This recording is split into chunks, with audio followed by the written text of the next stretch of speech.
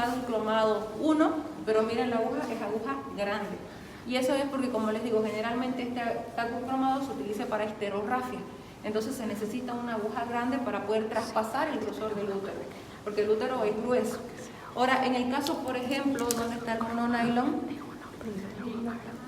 Este, por ejemplo, igual, nos puede servir para una aponeurosis, como le decía, mire, igual, del mismo tamaño, mediano. Los bicriles igual, por ejemplo, ahí el que ustedes tienen es una aguja mediana. Hay otros que son más pequeños también. Doctora, una pregunta. ¿Sí? Como están comprando, no sé quién habla. Doctora, una pregunta.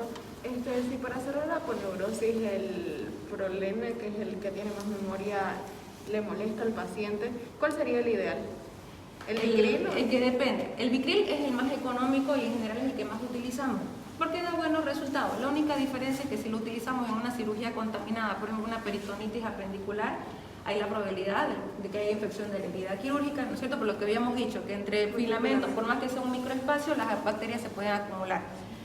El uso del Prolene, por ejemplo, es bastante bueno porque no tiene los polifilamentos, es monofilamento nomás.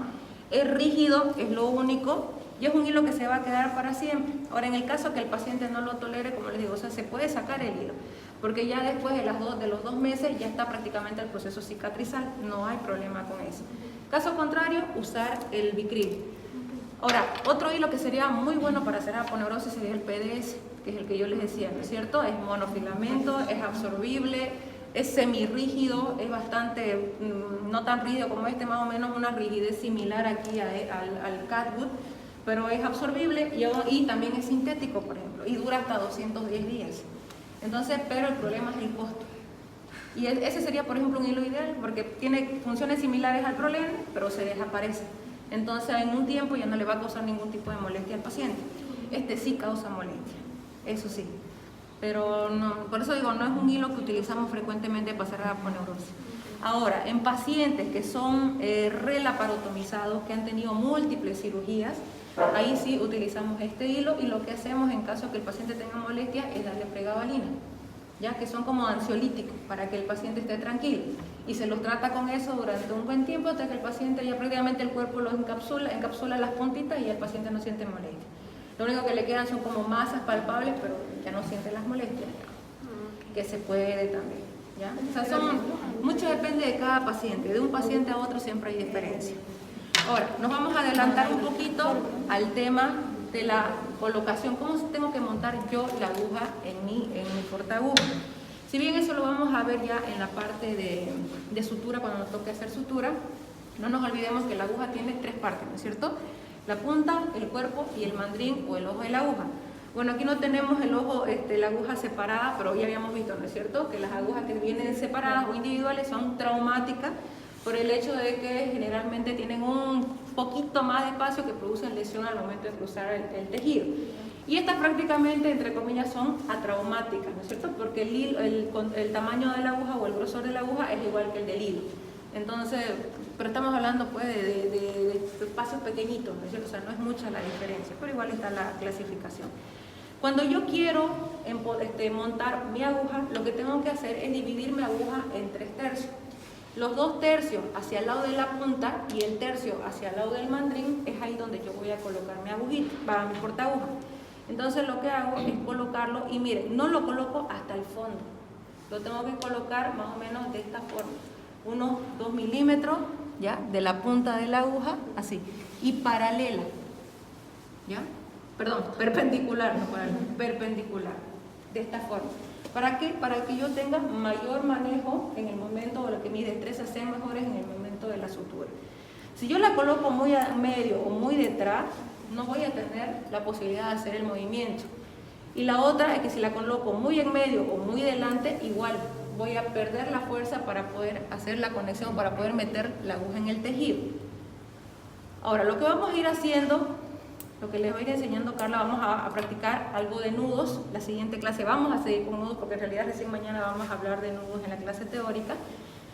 Pero ¿qué es lo que me interesa ahorita? Adelantándome un poquito, dentro de la clasificación de los nudos, que ya la vamos a ver después, en forma general vamos a tener 2 tipos nudos manuales y los nudos instrumentales.